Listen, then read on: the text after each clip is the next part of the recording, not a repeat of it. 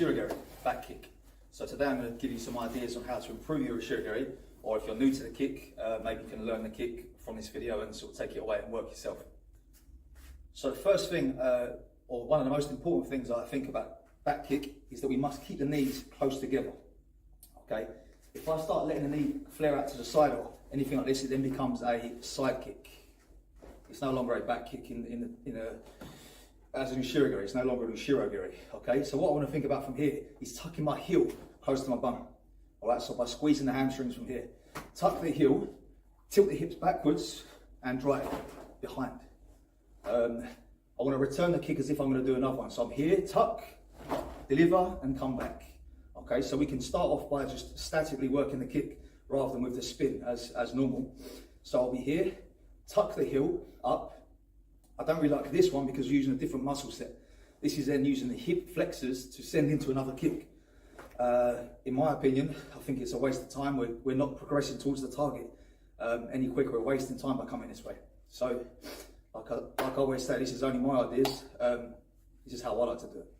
So, tuck the heel from here, send the hip back into the target and down. Tuck the heel. Just a glance over the shoulder. I've not got to turn my head too much because then this puts too much twist on the spine and changes the path of the kick. Tuck the heel, look over the shoulder. I can see behind me and I can just drive straight back with the heel and come back in, please. So what we can do from here then is we have a target behind us. We have the kick shield. I can line myself up, get in position, sit down into your stance from here, into the knees, tuck the heel and just work on delivering back into the pad. Lift, drive. So the power comes from this drive back into the target.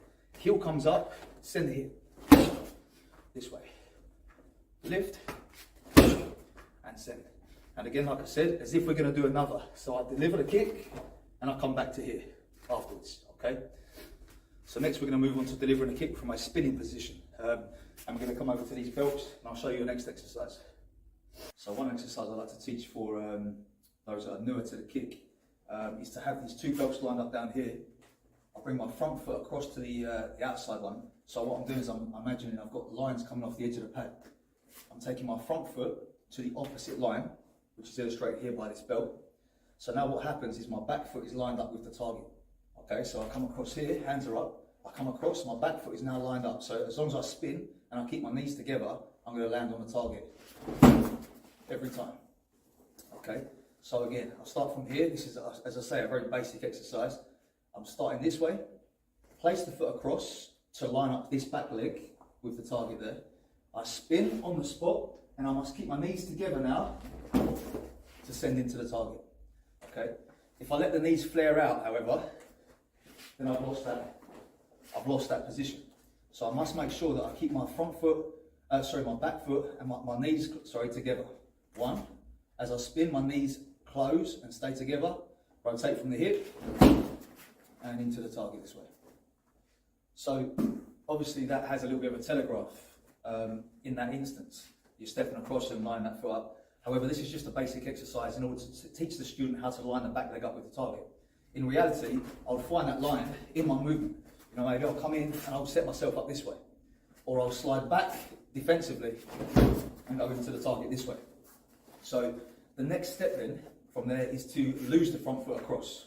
Okay, so we'll just start from more of a sort of an inline stance here. So I'm working from this way, and now the idea is to fire the hips around into the target. So just line that there for me, please. So it's just a fast rotation this way. Okay, so now what we're doing is we've taken it from the kind of more basic exercise, lining up that foot, rotating and sending. We're now getting our stance set in the first place here, more in line than we would normally go, and I'm just going to fire from the hip into the target this way. So it's important to rechamber the kick afterwards as well. I like to think about, or the way our teachers, I like to say that we have to return the kick as if we're going to do another one. Okay, so I return the kick to the same position that I delivered it from. So as I've come across here and I've made my Ushiro Geri, I want to put it back to this position as if I'm going to do another. Okay, so the re-chamber position should look the same as the chamber in the first place. So from here, again, I'm lining that foot up, The idea now then, in this more kind of advanced method of doing the kick, is to fire the hip round, lead with the hip, this way. You ready? Okay, so it's a fast rotation from there. That's where we're trying to initiate the kick from, and as a result then try to eliminate any telegraph. Okay, there are occasions in Kumite where you could lead with that front foot anyway. You know, you could be here, you could be working, you could step across and send the kick in from there. If it's disguised in the movement, then it's not such a big deal. You know, the telegraph can be kind of disguised.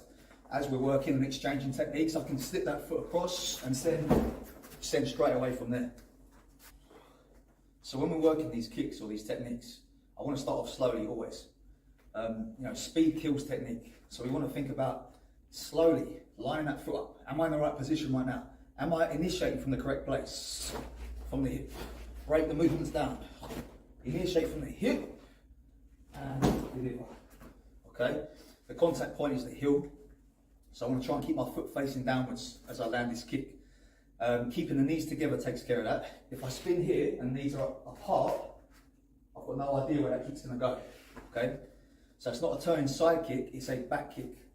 This way here, I'm coming from underneath my body and sending the kick backwards. So from here, again, like I say, slowly set yourself up for the moment. I'm seeing the target in my peripheral vision. I don't have to send my head all the way around this way, because again, that's going to send my kick off somewhere else. I know where they are now. If I spin fast, they're still there. Okay? If I spin quick, you ready? They're still there. Okay? So from here, I know he's there. So I can spin quick and he's still going to be there when I get round.